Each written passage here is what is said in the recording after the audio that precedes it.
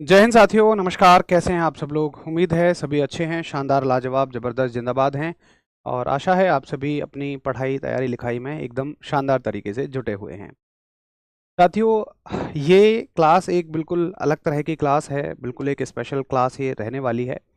अक्सर जब भी क्लासेस शुरू होती हैं तो जनरली वो किसी ना किसी एग्ज़ाम को टारगेट करके शुरू होती हैं, किसी बैच में चल रही होती हैं। तो उसमें बहुत ज़्यादा इस बात पे चर्चा नहीं करनी होती है कि ये क्लास आपकी किन किन एग्ज़ाम्स में जाएगी।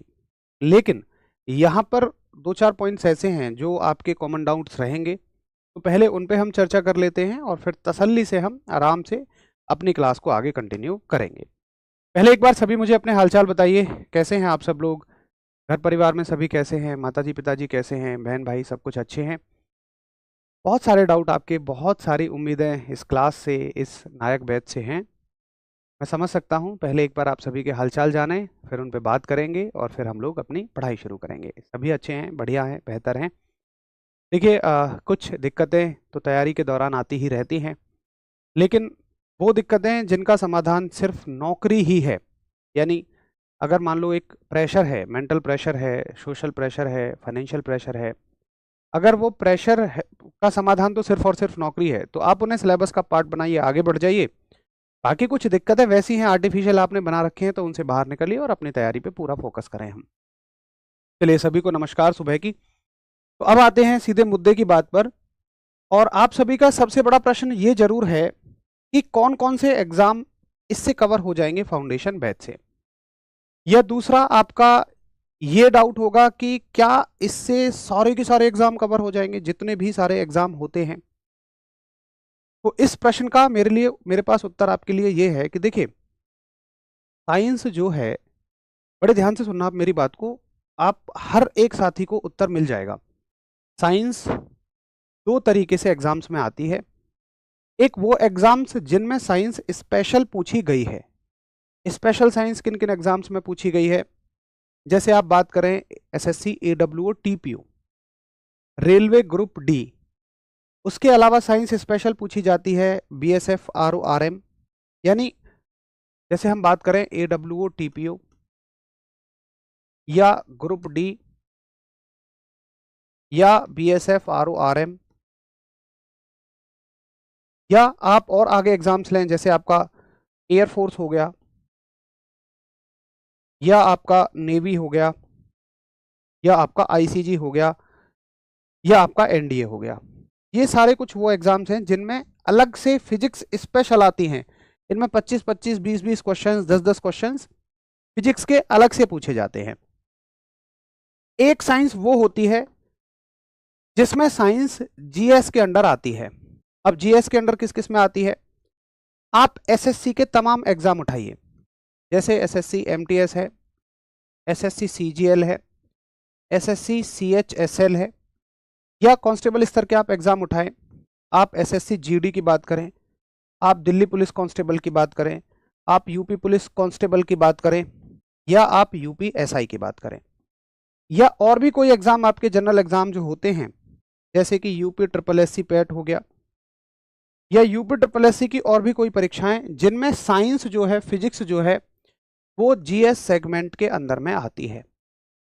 तो यहाँ पर हमारी जो फिजिक्स कवर होगी, आप एमपी कांस्टेबल उठाइए, आप कोई भी उठाइए जिनमें फिजिक्स साइंस सेगमेंट के अंडर में आ रही है। इन एग्जाम्स के अलावा और भी कोई आप एग्जाम उठाइए, ये सारे के सारे एग्जाम आपके 100% कवर होंगे।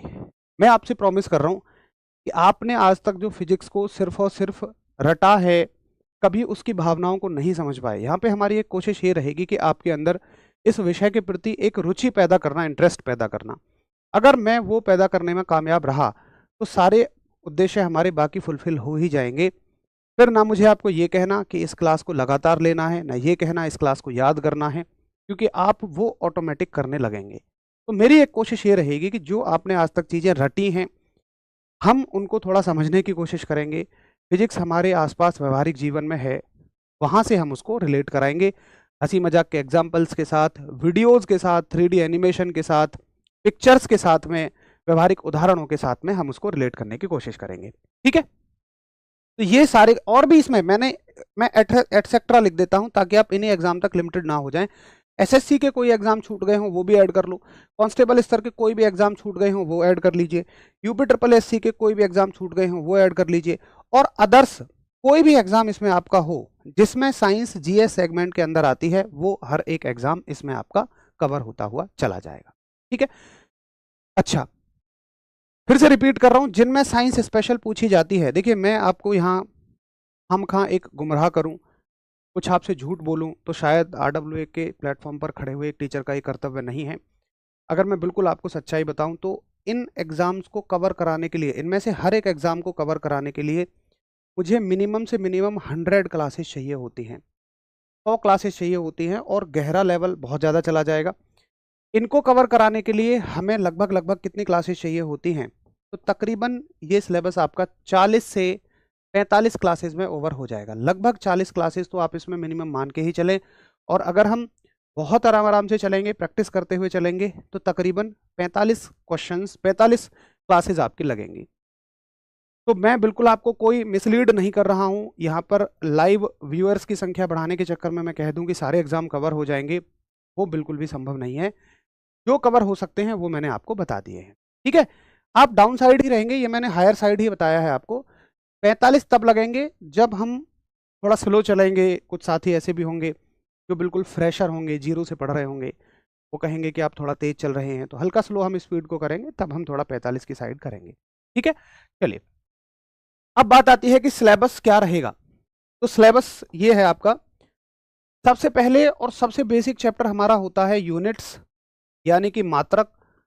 ये वो चैप्टर है जो फिजिक्स की नींव है। दूसरा चैप्टर हमारा होता है मेजरमेंट, यानी कि कैसे हम मापन करते हैं, क्या क्या हम मापते हैं। बहुत सारे एग्जाम्स तो ऐसे हैं जिनमें से केवल मापन से ही सवाल आ जाता है, जैसे अभी यूपी ट्रिपल एससी पैट की परीक्षा होने वाली है, एक सवाल मापन से 100% आपको मिलेगा, देखिएगा आप। तीसरा चैप्टर आप सभी का रहेगा इसमें मोशन, यानी कि गति। सिलेबस को नोट करते रहिए, मोशन यानी कि गति। अच्छा, कौन कौन सारी क्लासेस को नोट करते हैं, मैं एक सलाह दूं आपको, तो किसी भी क्लास का बेस्ट आउटपुट तभी मिलेगा आप जब उसे नोट कर लें अपने नोट्स में। अगर आप फ़ोन में सिर्फ पीडीएफ सेव करके पढ़ने की सोच रहे हैं, तो कितनी ही पीडीएफ आपके फ़ोन में सेव पड़ी हैं, कितनी ही ट्रिक आपके फ़ोन में सेव पड़ी हुई हैं, कोई बेनिफिट उनका नहीं हुआ है कभी भी आपको। तो आपको सारी चीज़ों को नोट करना है।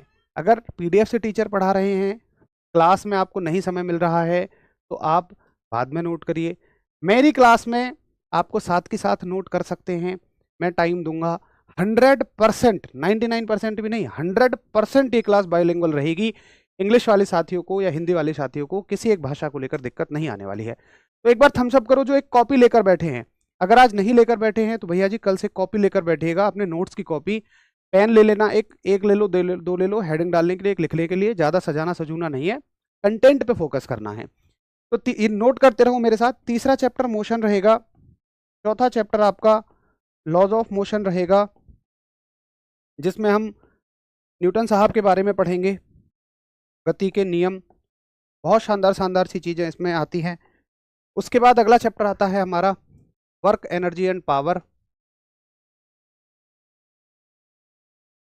वर्क एनर्जी एंड पावर, कार्य ऊर्जा एवं शक्ति।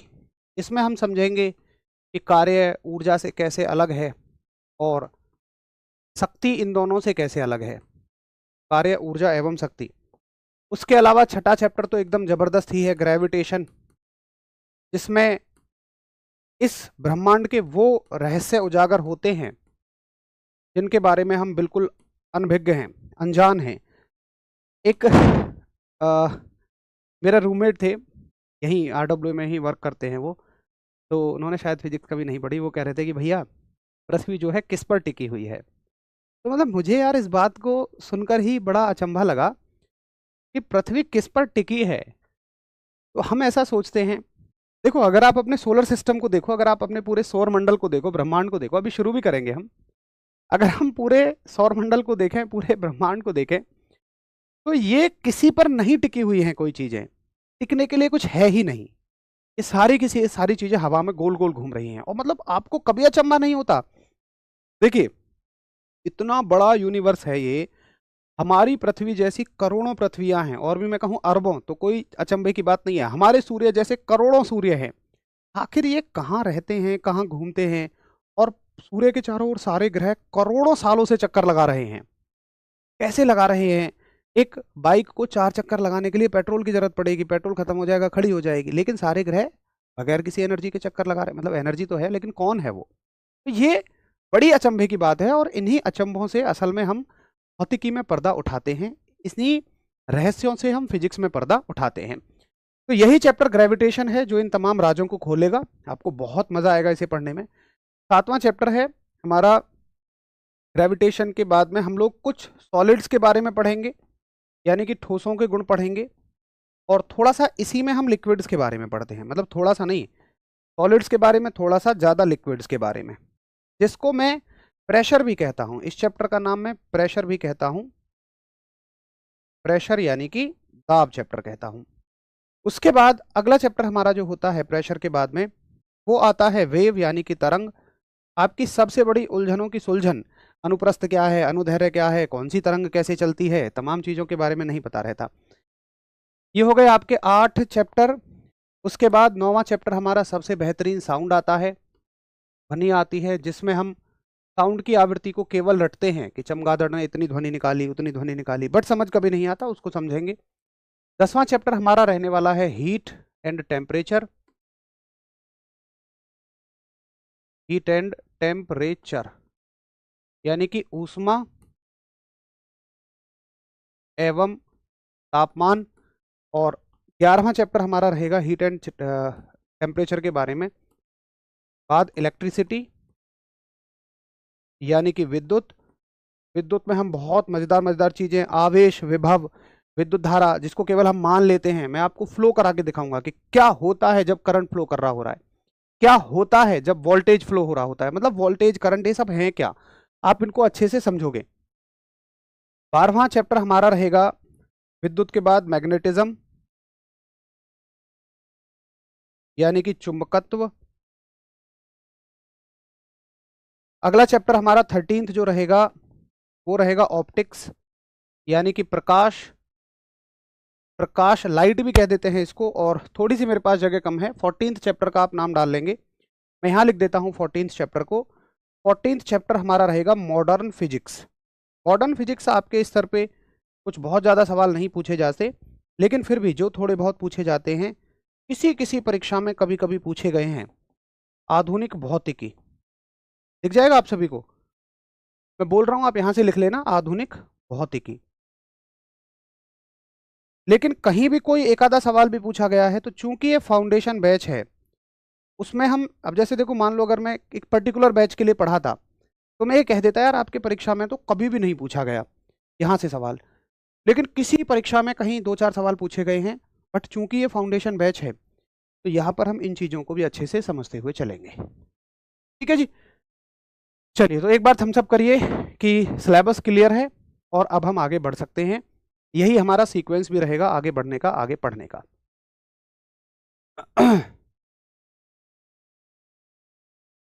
अगर सभी को नोट हो गया हो, समझ में आ गया हो, तो थम्स अप करें, और फिर हम सीधे सीधे पहले चैप्टर की तरफ चलते हैं, पहले पार्ट की तरफ चलते हैं। चलिए, मुझे लगता है नोट नहीं कर रहे हो फिर। तो चैप्टर नंबर 1 है आपका, चैप्टर नंबर 1, और नाम है चैप्टर का यूनिट यानी कि मात्रक। देखिए, सबसे पहले हमें यह जानना जरूरी है, इसी में हम फिजिक्स का इंट्रोडक्शन भी कवर कर लेंगे, कि आखिर फिजिक्स है क्या, भौतिकी है क्या। तो अगर आप बुक्स को पढ़ेंगे तो बहुत सारी बुक्स में ऐसा लिखा हुआ है कि physics is the branch of science, ये विज्ञान की वो शाखा, इसकी वो शाखा, लेकिन असल में शायद वो बातें हमें उतनी बेहतर समझ में आती ही नहीं हैं, इसलिए फिजिक्स हमारा दुश्मन बनता चला गया। अच्छा, कौन सी क्लास से फिजिक्स आपका दुश्मन बना था, 10वीं से या 12वीं से, एक बार बताइए। भैया 0 नहीं, मैं बिल्कुल माइनस से पढ़ाऊंगा, आप निश्चिंत रहें। आप एक बार 3 क्लास देखिए, 3 क्लासों में आपको अंदाज़ा लग जाएगा कि हम किस लेवल से पढ़ने वाले हैं। जो लोग 0 से पढ़ना चाहते हैं उनको समस्या नहीं होगी, मेरी क्लास में समस्या उनको होती है जिन लोगों को थोड़ा बहुत आता है, क्योंकि उनको ऐसा लगता है जैसे हम बहुत स्लो चल रहे हैं। लेकिन मैं उनसे थोड़ा रिक्वेस्ट कर लेता हूँ उन बच्चों के लिए जो बिल्कुल जीरो से पढ़ने की उम्मीद इस बैच में रखते हैं। तो जीरो से पढ़ने वाले बच्चे तो बिल्कुल चिंतित ही मत रहो। किसी की 10वीं क्लास से बुरी बन गई, किसी की 11वीं क्लास से बुरी बन गई, किसी की 12वीं क्लास से बुरी बन गई, किसी ने कभी नहीं पढ़ी और किसी को ऐसी मोहब्बत हुई कि फिर वो छूट ही नहीं पाई। देखो ये एक नशा फिजिक्स का शराब की तरह है। जिसको लग गया उसने छोड़ा नहीं और जिसे नहीं लगा उसने कभी पकड़ा नहीं। अगर मैं सही कह रहा हूँ तो फिजिक्स के जो मतलब जिनको फिजिक्स से मोहब्बत है एक बार दिल बना के भेजो कि हाँ बात ठीक है। कोई नहीं, कोशिश करेंगे इस क्लास से, इस क्लास के बाद उनको भी मोहब्बत हो जिनकी दुश्मन है। तो अगर हम अपनी बोलचाल की भाषा में समझें कि फिजिक्स क्या है, भौतिकी क्या है, तो मेरा सिर्फ ये उत्तर रहेगा कि आप अपने आसपास जो भी देखते हैं ये प्रकृति है, ये नेचर है। हम लोग नेचर को क्या मानते हैं? हरियाली। हमने हरी हरी घास निकल गई, पेड़ हो गए तो उसको हमने नेचर कह दिया। नेचर ये नहीं है। हमारे आसपास जो भी आप देखते हैं, ये हवा, ये बादल, ये तूफान, ये जितना भी पूरा एटमॉस्फेयर है, वायुमंडल है, पूरा सोलर सिस्टम है, ये सारा का सारा नेचर है। और इस प्रकृति के बारे में अगर आप स्टडी करना चाहते हैं तो आपको भौतिक विज्ञान की मदद लेनी ही पड़ेगी। और देखें इसका संबंध कैसे है। फिजिक्स शब्द कहां से आया है? तो आप कहेंगे कि फिजिक्स शब्द जो है, ये शब्द जो है, ये ग्रीक भाषा के शब्द जो है, ये ग्रीक भाषा के फ्यूसिस से लिया गया है। ग्रीक भाषा में एक शब्द है फ्यूसिस। तो फिजिक्स जो है वो ग्रीक भाषा के फ्यूसिस से लिया गया है। ठीक है, यानी कि word Greek, word physics, word physics is taken from Greek word fuses। ठीक है, अब आपको देखो नोट कैसे करना है। कल से तो सभी को नोट करना है। आज जो भी नोट कर रहे हैं, मैं जब लिखाया करूं आप लिखते रहा करो मेरे साथ, लेकिन जैसे ही मैं बोर्ड की तरफ टर्न हो जाऊं समझाने के लिए, पेन को एकदम रख देना है, बिल्कुल रख देना है। कुछ बीच में छूट जाए छूट जाने तो बाद में मैं आप सभी को नोट करने को दूंगा, बढ़िया से नोट करवाऊंगा। ठीक है, अच्छा। तो ये शब्द ग्रीक भाषा के फ्यूसिस से लिया गया है। फ्यूसिस का मतलब क्या होता है? ग्रीक भाषा में फ्यूसिस का मतलब क्या होता है? तो फ्यूसिस का मतलब होता है भैया जी नेचर, यानी कि प्रकृति। शब्द फ्यूसिस का अर्थ है नेचर यानी कि प्रकृति। तो शब्द फिजिक्स का अर्थ भी क्या है? प्रकृति। तो मैं ये कहना चाह रहा हूं कि भौतिक विज्ञान प्रकृति का अध्ययन है। आप प्रकृति से, नेचर से रहस्यों से पर्दा उठाना चाहते हैं। आज मानव की इच्छाएं, मैं कहूं मतलब उत्सुकताएं, इच्छाएं मत कहिए, मानव की उत्सुकताएं इतनी बढ़ चुकी हैं कि वो चंद्रमा पे चेक करना चाहता है आखिर वहां है क्या, क्या जीवन के लिए कुछ अंश है वहां। तो इन सब के लिए हम किसका इस्तेमाल करते हैं? इन सब के लिए हम भौतिकी के नियमों का ही इस्तेमाल करते हैं। करिए एक बार हम सब जब नोट हो जाए तो। नोट्स कैसे बनाने हैं? सिर्फ दो पेन लीजिए, एक काला पेन लो, एक नीला पेन लो, दो अगरबत्ती, एक नारियल लो, अगरबत्ती जलाओ, नारियल फोड़ो। उसके बाद हेडिंग डालनी है काले पेन से और बाकी को लिखना है आपको नीले पेन से। सिर्फ ये नोट्स बनाने की कला है। इसके लिए कहीं से अलग कोई भी ट्रेनिंग की जरूरत नहीं है।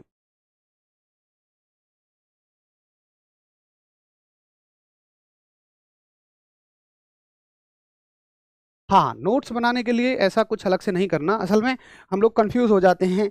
किसी के ऐसे रंगे पुते से नोट्स देख लेंगे, 10-20 रंगों में नोट्स लिखे होते हैं बड़े सजावट के साथ। देखो, मैं प्लीज़ कोई बुरा मत मानिएगा, लेकिन मैं आपको बताऊं, कॉम्पिटिटिव एग्जाम की तैयारी करने वाले विद्यार्थी के पास कभी इतना समय नहीं होता कि वो सजा सजा के रंगाई पुताई के साथ नोट्स बनाए। नोट्स का मतलब रंगाई पुताई के नंबर नहीं है। पेपर में ये सवाल नहीं आएगा कि तुमने नोट्स में कितने रंगों से लिखा। सवाल ये आएगा कंटेंट नोट्स का आएगा। तो आपको चीज़ें ना याद होनी चाहिए। बेहतर होगा उतने से ज़्यादा में तुम याद करो। अभी एक आर्मी फिजिकल था, एक बच्चा मेरे पास अपने नोट्स लेके आया। भाई मैंने उसको समझाया कि आगे से इतना टाइम वेस्ट मत करना। उसने बड़ा आराम आराम से लिख रखा था, मतलब नहीं हो पाता हमारे पास इतना टाइम। चलो, तो ये हो गया हमारा फिजिक्स और हमने इसकी भाषा लिख दी। अब मैं लिखना चाह रहा हूँ, मुझे बताना मेरी बात से कौन कौन एग्री करेंगे कि भौतिकी, भौतिकी प्रकृति का अध्ययन है। भौतिकी प्रकृति का अध्ययन है। यानी कि physics is the study of nature, बस। Physics is the study of nature. Paper में क्या पूछा जाएगा? पेपर में सीधा ये सवाल पूछेगा कि बताइए शब्द फिजिक्स कहां से लिया गया है। तो शब्द फिजिक्स जो है ग्रीक भाषा के फ्यूसिस से लिया गया है। ज्यादा से ज्यादा आप इसको अंडरलाइन कर लो, फ्यूसिस वर्ड को, क्योंकि यहां से सवाल आता है। ठीक, बाकी ये हमने अपने समझने के लिए पढ़ी है कि भौतिकी जो है वो किसका अध्ययन है? प्रकृति का अध्ययन है, नेचर का अध्ययन है। अब देखिए, हाँ एसएससी 100% कंप्लीट होगा, आप निश्चिंत रहिए। एसएससी में है तो एसएससी 100% कंप्लीट होगा।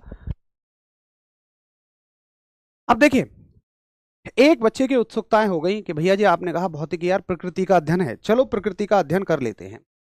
उसने कहा मुझसे कि भैया ये सूर्य है, ये पृथ्वी है, या जो भी ग्रह है, मुझे एक बात बताइए कि ये ग्रह यहां से यहां तक जाने में कितना समय लेता है।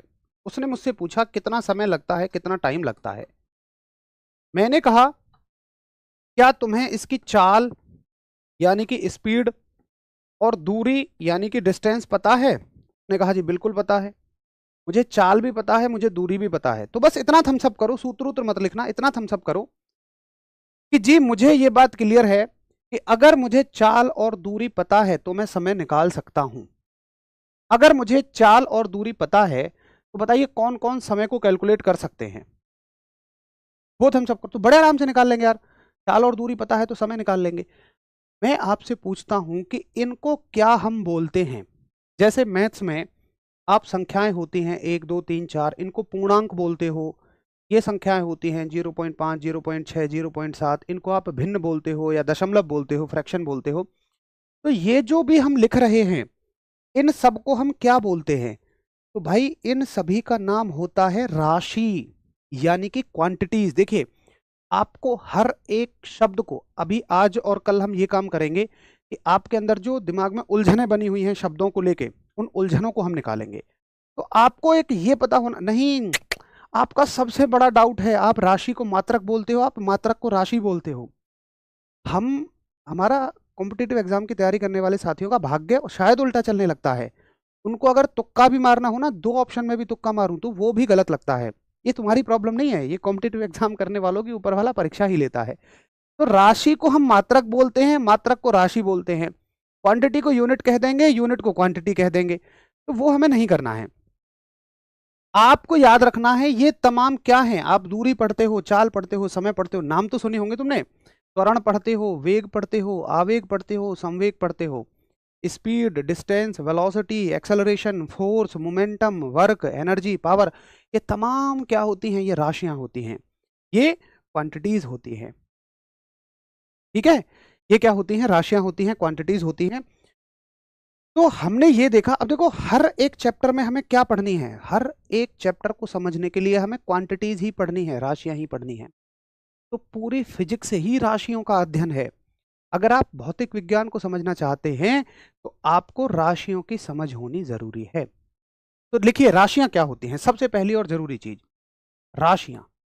यहां से पेपर में तो सवाल नहीं आएगा राशियां क्या होती हैं, लेकिन भैया जी समझने के लिए जो सवाल पेपर में आएंगे उनको समझने के लिए इसकी समझ होनी बड़ी जरूरी है। क्वांटिटीज क्या होती हैं, राशियां क्या होती हैं? तो राशियों का मतलब होता है कि जिनकी मदद से जिनकी मदद से या तो मैं प्रकृति कहूं या तो मैं भौतिकी कहूं, जिनकी मदद से भौतिकी का अध्ययन किया जाता है, जिनकी मदद से भौतिकी का अध्ययन किया जाता है।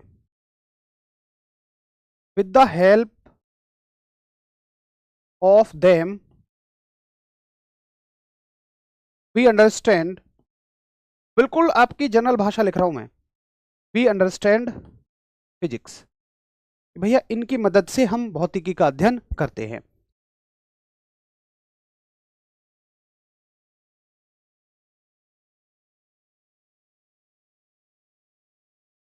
नीट के लिए? अरे नहीं यार, भाई नीट के लिए नहीं ले सकते हो। देखो यार प्लीज, मैं आप सभी को कुछ झूठी बात कहूं, सच में यार देखो नीट को तो साल भर में भी, मतलब 6 महीने में भी कंप्लीट करना पॉसिबल नहीं है यार। उसके लिए तो आपको 1 साल का सिलेबस चाहिए होगा पूरा। मतलब आपको 1 साल बैठ के पढ़ना पड़ेगा। 30 एक क्लास में नीट नहीं होता है। लेकिन जिन एग्जाम्स के लिए मैंने कहा है, 100% मैं कह रहा हूँ, एक भी सवाल वहां से बाहर नहीं जाए। ठीक है, चलिए ये बात क्लियर है कि राशियों को समझने के लिए बहुत हमें, हाँ, राशियों को, मतलब भौतिक विज्ञान को समझने के लिए हमें राशियों की स्टडी जरूरी है।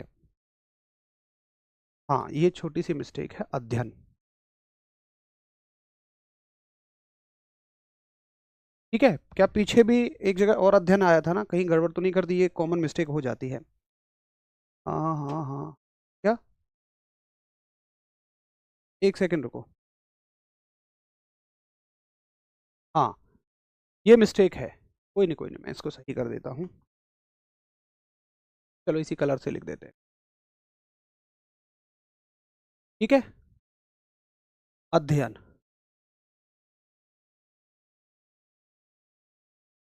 ये इसको यहाँ भी सही। ठीक है, अभी चलो, अब देखो, हमें मान लीजिए कुछ राशियां पढ़नी हैं, कुछ हमें क्वांटिटीज पढ़नी है। क्या पढ़नी है? क्वांटिटीज में समझिए। कुछ एग्जाम्पल लेता हूं मैं राशियों के, इसे नोट मत करना। कुछ मैं क्वांटिटीज के एग्जाम्पल लेता हूं। क्वांटिटीज, कुछ राशियों के एग्जाम्पल मैंने लिए। मान लो मैंने कहा एक राशि लेते हैं जैसे द्रव्यमान, यानी कि मास। तुम अपने पड़ोसी चाचा जी की दुकान पर गए, तुमने कहा चाचा यार हमें 10 चीनी दो। अब चाचा तुम्हें दे रहे हैं 10 चीनी। क्या चाचा 10 चीनी देंगे? चाचा कहेंगे हैं, भैया सुबह सुबह ही लगा लेगा यार, 10 चीनी क्या होती है? यानी कि आप कुछ ना कुछ मिस कर रहे हैं। तो आप कहोगे अरे वही यार 10 किलोग्राम चीनी। तो आपको यहाँ क्या लगाना चाहिए था? आपको किलोग्राम लगाना चाहिए था। देखिए ये एक राशि है, ये जो संख्या होती है ना, संख्या, इसको हम बोलते हैं परिमाण, यानी कि मैग्नीट्यूड। हर एक शब्द का ना मतलब आपको समझ आना चाहिए। कोई भी विषय में कोई भी चीज मुश्किल नहीं है, बस आपको उसके बेसिक क्लियर होने चाहिए। तो हम असल में परिमाण शब्द को बिल्कुल इग्नोर कर देते हैं अपनी जिंदगी से। हम कह देते हैं टाइपिंग मिस्टेक हो गई है, ये तो परिणाम है, परिणाम। अरे नहीं, ये परिमाण ही होता है। मैग्नीट्यूड का मतलब है उस राशि का संख्यात्मक मान। तो हमने देखा कि इस राशि को, द्रव्यमान को समझने के लिए परिमाण के साथ साथ हमें इस चीज की भी जरूरत थी। इसके बगैर आप समझ ही नहीं पाओगे। इनको बोलते हैं मात्रक, यानी कि यूनिट। तो मात्रक कौन होते हैं? मात्रक वो होते हैं कि जिनकी मदद से किसी राशि को, मतलब जिनमें किसी राशि को मापा या तोला जाता है। हम किलोग्राम की मदद से ही तो समझ पाएंगे कि ये राशि ये है। अब मान लो आपके, आपसे कोई रास्ता पूछे कि भैया जी तुम्हारे यहाँ से यार वो मंदिर कितनी दूर है? तुम कहोगे अरे यार तुझे इतना भी ना पता, कुल 10 दूर है। वो कहेगा 10? वो कहेगा भैया क्या 10? तुम, अरे वही 10 मीटर दूर है। इसका मतलब आपको 10 के साथ मीटर जरूर लगाना है। तो ये मीटर, किलोग्राम, ये सब क्या होते हैं? मात्रक होते हैं। जनरल लाइफ में तो हम इन्हें गायब ही कर देते हैं। हम कहते हैं आज तो मैंने 90 की पे बाइक चलाई। अरे भैया 90 की क्या, मीटर पर सेकंड, किलोमीटर पर सेकंड, कुछ तो होगा। तो बहुत सारे सवाल हमारे सिर्फ इसलिए गलत होते हैं क्योंकि हमें मात्रकों की समझ नहीं है, क्योंकि हमें यूनिट्स की समझ नहीं है। तो क्वांटिटी समझ गए आप? क्वांटिटी को समझने के लिए हमें मात्रकों की जरूरत होती है। तो मात्रक वो होते हैं जिनकी मदद या जिनकी मदद से हम राशियों को मापते या तोलते हैं, ये आप कह सकते हैं। तो आगे राशियों के नीचे ही परिभाषा लिख देंगे आप मात्रक की। बस इसको ऊपर करके जगह बना लेंगे और मेरे साथ नोट करेंगे मात्रक क्या होते हैं, यूनिट क्या होती हैं। तो मात्रक होते हैं जिनमें राशियों को, जिनमें राशियों को मापा या तोला जाता है, जिनमें राशियों को मापा या तोला जाता है। इन विच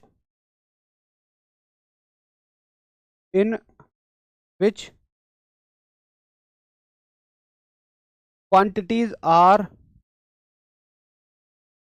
being measured।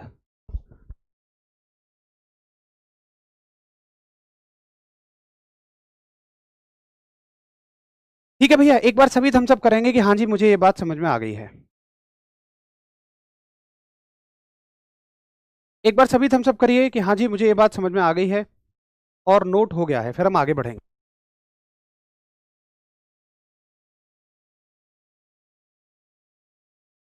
ठीक है, वेरी गुड। अब देखिए एक बात आप मेरी समझें, क्या मात्रक हर जगह पे एक समान चलते हैं? क्या आपने कभी बॉल के वजन को, जो क्रिकेट प्रेमी हैं समझ जाएंगे, क्या आपने कभी बॉल के वजन को किलोग्राम या ग्राम में नापते हुए देखा है? शायद नहीं। आपने हमेशा बॉल के वजन को पाउंड में बोलते हुए देखा होगा या आपने आउंस में बोलते हुए देखा होगा। आपने कभी क्रिकेट के मैदान की लंबाई को मीटर में नहीं मापते देखा होगा, आपने शायद उसको फुट में या गज में मापते देखा हुआ होगा। आप विदेशों में अगर जमीन खरीदने जाएंगे तो वहां कोई बीघे में और गज में बात नहीं करेगा, वहां आपसे बात होंगी फरलांग में बात होंगी। तो एक ही राशि को मापने के लिए बहुत सारे मात्रक होते हैं भाई। द्रव्यमान को देखें तो किलोग्राम भी है, ग्राम भी है, सेंटीग्राम भी है, कुछ भी बना लो, मिलीग्राम भी है। तो अलग अलग देशों में राशियों के ना अलग अलग मात्रक चलते हैं, इसलिए हमें थोड़ा सा मात्रकों के बारे में पढ़ना ज्यादा जरूरी है। तो हेडिंग डालेंगे आप, मात्रकों की पद्धति। कितने तरह के से मात्रक मापे जाते हैं? मात्रकों की पद्धति। देखो बहुत सारे साथी ऐसे होंगे जिन्होंने ना ये चीजें पहले कहीं पढ़ ली होंगी, किताब से कैसे भी, बट मैं आपसे वादा कर रहा हूं कि पक्का आपको इनमें बहुत सारी चीजें अभी भी नहीं मिलेंगी। हम बड़ी गहराई से पढ़ने वाले हैं क्योंकि ये फाउंडेशन बैच है। सिस्टम ऑफ यूनिट्स, मात्रकों की पद्धति। क्योंकि यहाँ मेरे ऊपर ये कंस्टेंट नहीं है कि इसका एग्जाम अब है, उसका एग्जाम अब है। जब किसी एग्जाम होता है तो बिल्कुल ओरिएंटेड होकर पढ़ाना पड़ता है उसी एग्जाम के लिए, लेकिन अभी बिल्कुल फ्री होकर पढ़ाएंगे और मजा ही ऐसे बैच में पढ़ाने में आएगा। बिल्कुल यहाँ दिल की सारी भावनाओं को बोर्ड पे रख दिया जाएगा। अच्छा, मात्रकों की पद्धति, सिस्टम ऑफ यूनिट्स। तो सिस्टम ऑफ यूनिट्स में हम तीन राशियां लेते हैं, यहां पे लिख लेते हैं राशियां, यानी कि क्वांटिटीज। और तीन राशियों के बारे में मुख्यतः हम बात करेंगे। एक तो राशि होगी हमारी लंबाई, यानी कि लेंथ। एक राशि होगी हमारी द्रव्यमान, यानी कि मास। और एक राशि होगी हमारी समय, यानी कि टाइम। देखो अलग अलग देशों में इन सभी राशियों के अलग अलग मात्रक इस्तेमाल में लाए जाते हैं। अगर आप इंडिया या ऐसे ही और 80% देशों की बात करेंगे, अपने पूरे महाद्वीप, एशिया महाद्वीप की बात करें, तो हम लंबाई का मात्रक क्या प्रेफर करते हैं? हम लंबाई को मीटर में ही मापना पसंद करते हैं। मतलब मैं ये नहीं कह रहा हूं कि हम माप नहीं सकते हैं, हम सेंटीमीटर में भी माप लें, सब में माप लें, लेकिन एक बोलचाल की भाषा जो निकलती है। आप दुकानदार से कपड़ा लेने जाएंगे, भैया हमें जरा 1.5 मीटर को कपड़ा दे दो। भैया प्लॉट कितने मीटर का है तुम्हारा? भैया इतने मीटर का प्लॉट है हमारा। तो भैया एक आइडियल गाड़ी यानी अच्छी गाड़ी कितने मीटर की होनी चाहिए? तो हमारी जनरली बोलचाल की भाषा जो है वो क्या है? मीटर है।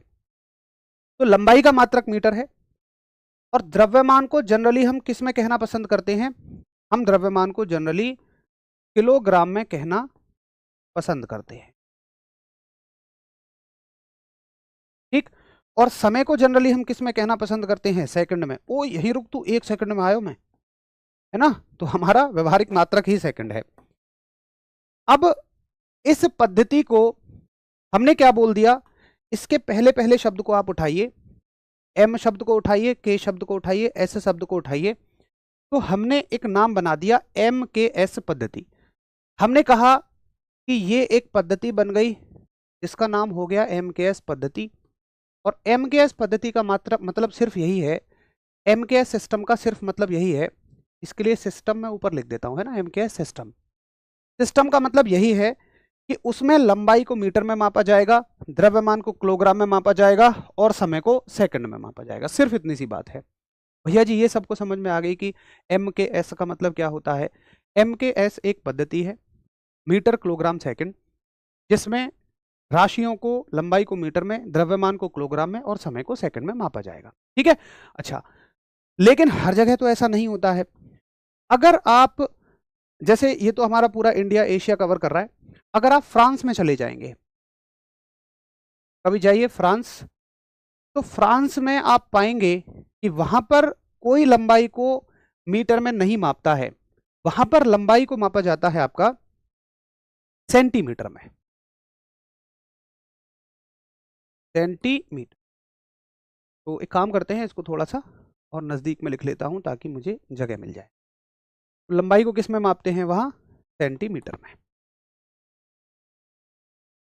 सेंटीमीटर। और वहां पर लंबाई को द्रव्यमान को ग्राम में मापते हैं, और समय को तो भैया हर जगह ही सेकंड में मापा जाता है। समय का यूनिवर्सल मात्रक सेकंड है। वहां के दोस्त भी यही कहते हैं, तू रुक मैं जरा 1 सेकंड में आया। वो अलग बात है कि कभी दोस्त 1 सेकंड की बजाय आधे घंटे से पहले कभी आया ही नहीं। तो इस सिस्टम को हम बोलते हैं, नंबर 2 हम डालेंगे, कौन सा सिस्टम ऑफ यूनिट हो जाएगा? ये CGS। तो ये सिस्टम हो गया आपका CGS सिस्टम, यानी कि CGS पद्धति। तो ये भी सवाल आता है कि CGS सिस्टम किस देश में चलता है? तो CGS सिस्टम फ्रांस में आपका चलता है। आगे आप देखें, तीसरा सिस्टम हमारा चलता है जिसको हम बोलते हैं, ये ब्रिटिश कंट्रीज में चलता है। आप कभी ब्रिटेन वगैरह में जाएंगे तो ब्रिटेन में कभी कोई आपको सेंटीमीटर, ग्राम या मीटर में नहीं पढ़ता हुआ बोलेगा। वहां पे आपको बोला जाएगा लंबाई को फुट में मापेंगे और द्रव्यमान को पाउंड में मापेंगे। क्या कभी आपने पाउंड मात्रक सुना है? एक बार यस बताइए, कहां सुना है? और समय को किस में मापेंगे? वहां सेकंड में मापेंगे।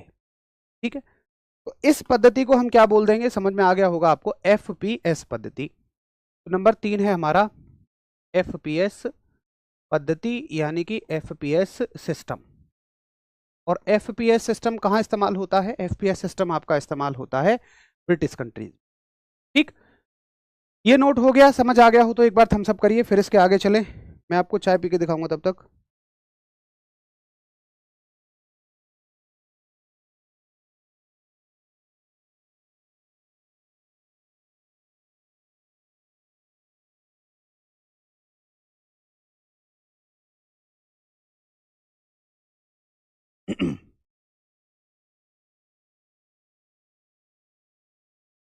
ठीक है, अच्छा, अब देखो मजे की बात क्या हो रही है।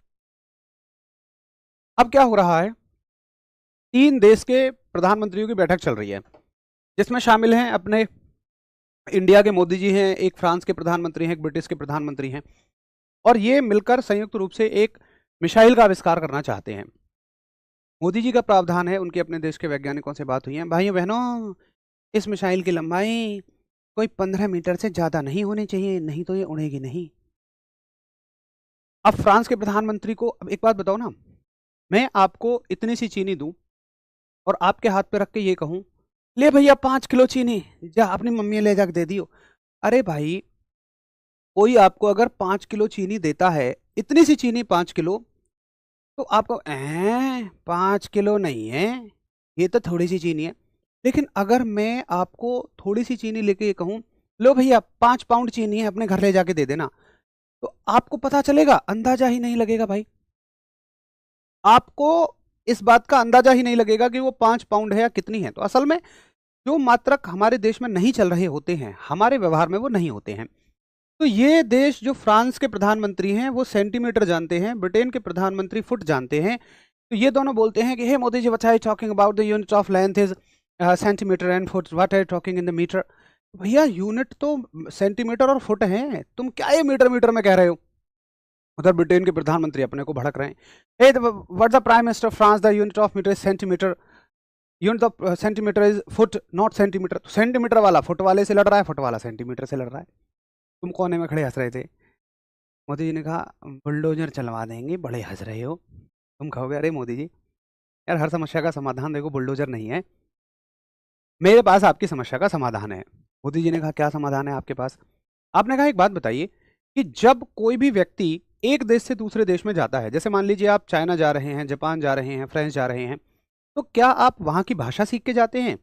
जी नहीं। दरअसल क्या हमने कर लिया है कि हमने एक ऐसी भाषा चुन ली है, इंग्लिश। इंग्लिश हर देशवासियों को आती है, सबकी अपनी अपनी भाषाएं भी हैं, लेकिन वो अपने देश में हैं। हम बाहर जाके हिंदी तो नहीं बोलते हैं, दूसरे देश में जाके हम इंग्लिश में बात करते हैं। सबकी अपनी अपनी भाषाएं हैं, लेकिन वो अपने देश तक हैं, है ना? और हमने एक ऐसी यूनिवर्सल भाषा बना ली कि जो सभी जगह काम आए। तो तुमने कहा मोदी जी एक काम करते हैं ना, सभी देश के प्रधानमंत्री एक काम करते हैं, जो मात्रकों की पद्धति हमारे देश में चल रही है उसे चलने देते हैं, एक और नई मात्रकों की पद्धति हम बना लेते हैं। तो 3 मात्रकों की पद्धति होने के बाद भी एक चौथे मात्रकों की पद्धति हमने बनाई और भैया जी उसका नाम हमने रखा SI। बस ये पूरा ही अपने आप में ही एक नाम है। ये इसकी फुल फॉर्म है इंटरनेशनल सिस्टम। इंटरनेशनल सिस्टम यानी कि इसको बोला जाएगा अंतरराष्ट्रीय पद्धति। ये हो गई मात्रकों की अंतरराष्ट्रीय पद्धति जो पूरे इंटरनेशनल लेवल पे फॉलो की जाएगी, जो पूरे अंतरराष्ट्रीय स्तर पर फॉलो की जाएगी। ठीक है, तो ये आपको समझ में आ गया। एक बार थम्स अप करिए कि 3 मात्रकों की पद्धति होने के बाद भी क्यों हम चौथे मात्रकों की पद्धति पे गए। अब देखो इससे संबंधित 2 सवाल आते हैं। पहला सवाल, इससे जुड़े हुए 2 वर्ष हैं, 2 ईयर हैं, एक 1960 है, एक 1971 है। असल में क्या हुआ, मान के चलो आज सन है 1960 और 1960 में ये परिकल्पना सोची गई। तो ऐसा तो है नहीं कि आज ही हम एक नए मात्रकों की पद्धति बना देंगे। अरे भाई सभी देशों से राय लेनी है, सभी देश के वैज्ञानिकों से बातचीत करनी है, सरकारी काम है, वैसे ही और फाइलों की मदद से चलेगा तो और लेट हो जाएगा। एक यहाँ हस्ताक्षर होने हैं, वहाँ हस्ताक्षर होने हैं। तो जिस दिन ये बात सोची गई वो वर्ष था 1960, है ना, 1960। तो 1960 में इस पद्धति की परिकल्पना आई। 1960 में क्या आई, इस पद्धति की परिकल्पना, यानी कि इसका जो कंसेप्ट आया था 1960 में और पूरा होते होते सभी देशों के साथ मिल बैठ के बैठकें होते होते 11 साल बाद सन 1971 में ये पद्धति लागू हुई, यानी कि ये अप्लाई हो गई। लेकिन देखो कई बार सवाल कैसे पूछ लेता है, एक क्वेश्चन आ जाएगा कि बताइए SI पद्धति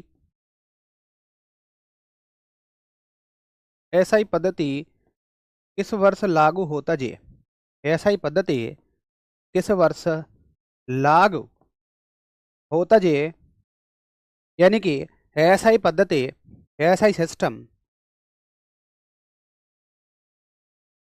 किस साल अप्लाई होता जी। और ऑप्शन वो देता, ऑप्शन में देता 1960 देता, 1947 आज़ादी का समय देता, तो हमारे जन्म का बर्थ दे देता 1995।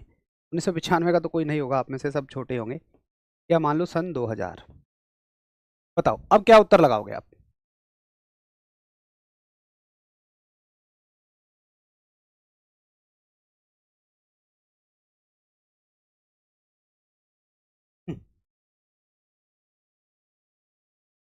तुम काहे को ऐसा बोलता जी, हम इसलिए ऐसा बोलता जी ताकि सभी जगह का बच्चा हमसे जुड़ता जी, सब थोड़ा थोड़ा सा रिलेट कर ले, सब थोड़ा थोड़ा सा अपने आप से खुद को हमको जोड़ ले, इसलिए हम ऐसा कोशिश करता जी।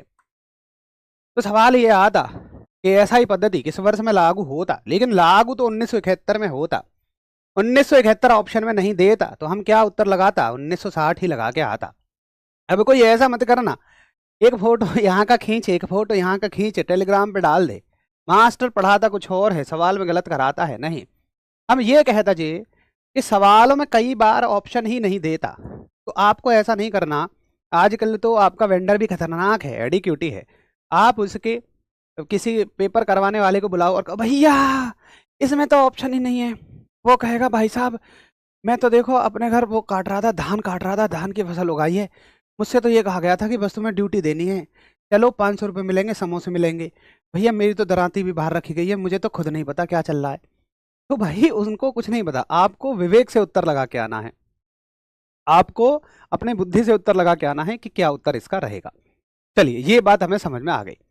अच्छा आगे अब हमें क्या करना है, हमें पढ़ना है अंतरराष्ट्रीय पद्धति के बारे में, इंटरनेशनल सिस्टम के बारे में।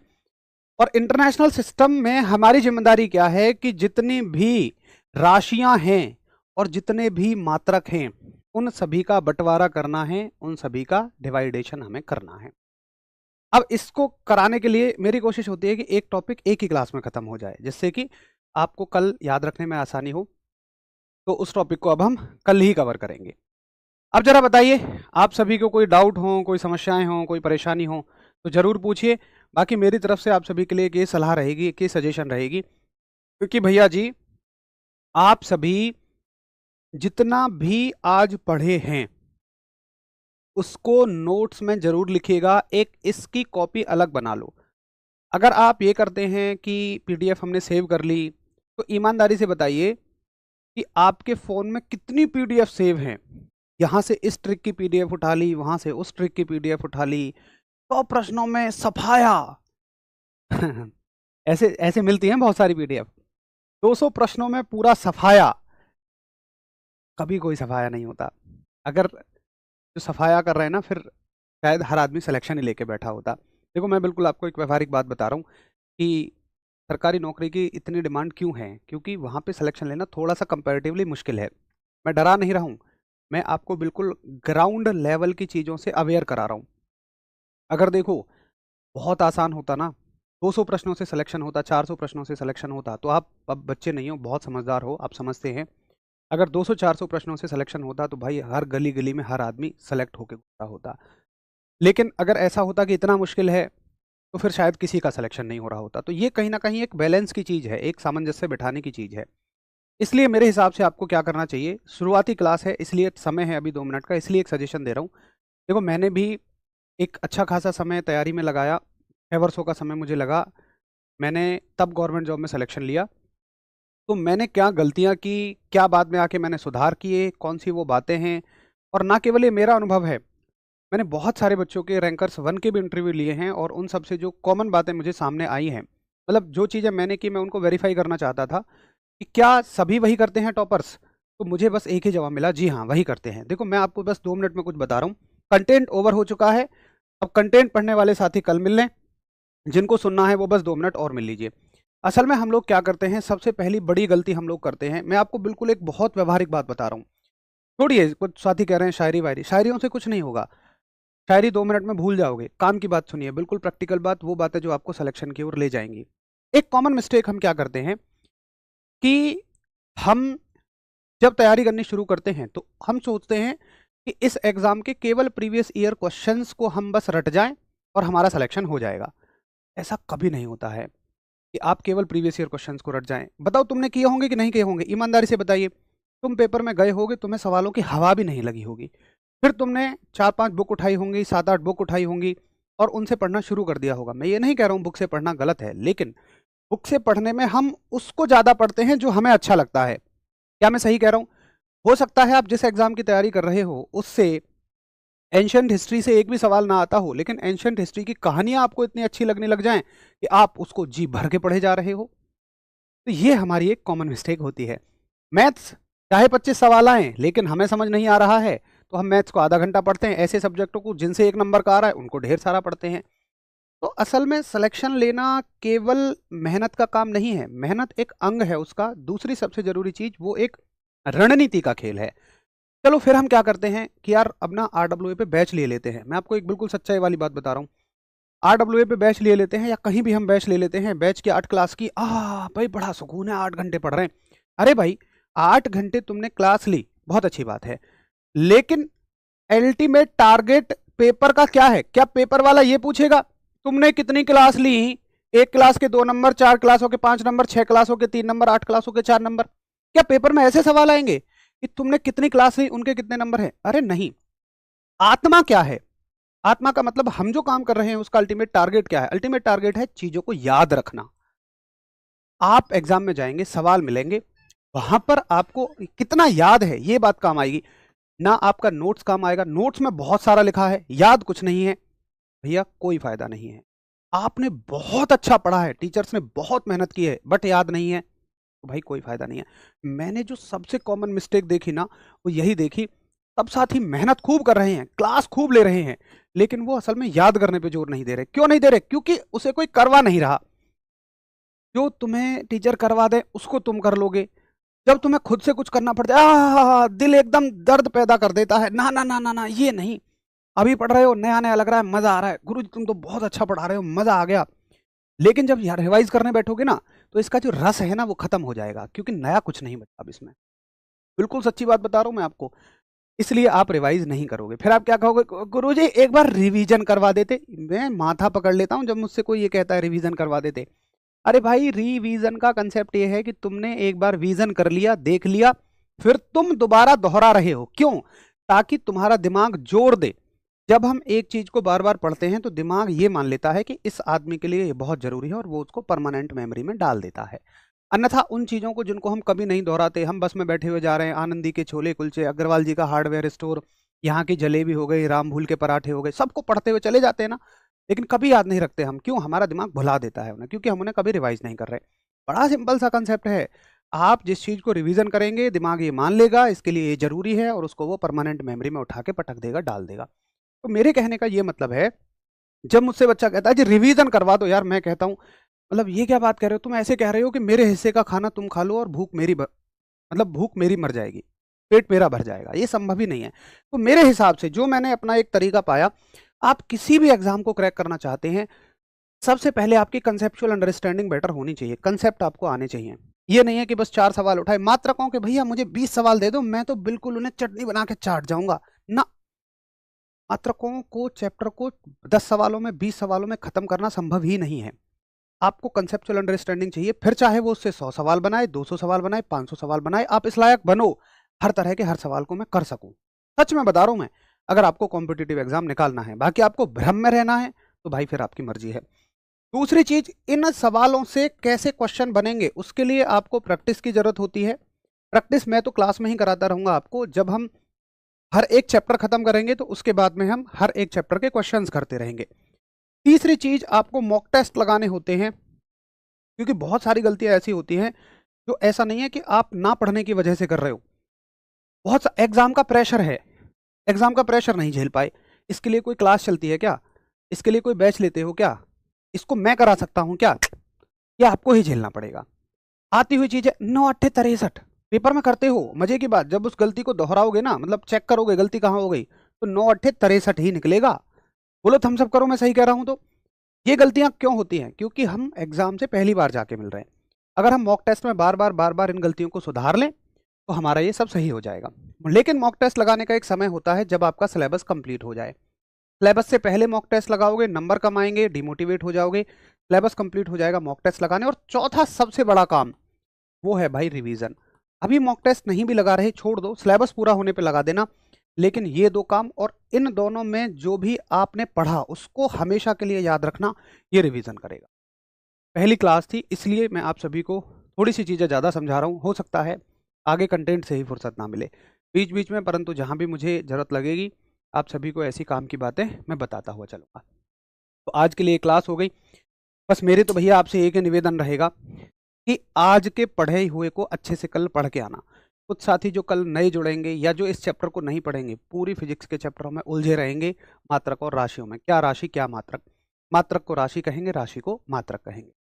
बाकी आज हमने जितना कवर किया आप प्लीज़ उसको याद करके आइएगा, क्योंकि हर अगली क्लास मेरी पिछली क्लास से जुड़ी हुई होगी, पूरा लिंक करके चलेंगे हम। और सही से नोट्स बनाइएगा, रिवीजन, और इसी विषय का नहीं सभी विषयों का रिवीजन करके सोइएगा। हर दिन मैं आपको याद दिलाता रहूँगा रिवीजन के लिए। बाकी पहली क्लास है इसलिए कह रहा हूँ, आगे कभी नहीं कहूँगा। आप बहुत समझदार हैं, आप सारी चीज़ें अच्छे से करते ही हैं, बहुत सारा प्यार आप देते ही हैं। क्लास के बारे में ज़रूर बताइएगा क्लास आपको कैसी लगी, क्योंकि ये क्लास एनर्जी देती है। आपके जो अच्छे कमेंट्स हैं हमेशा ऊर्जा देते हैं। सभी को एक कमेंट जरूर करना है, क्लास आपको कैसी लगी। फिर मिलते हैं, नमस्कार, धन्यवाद, जय।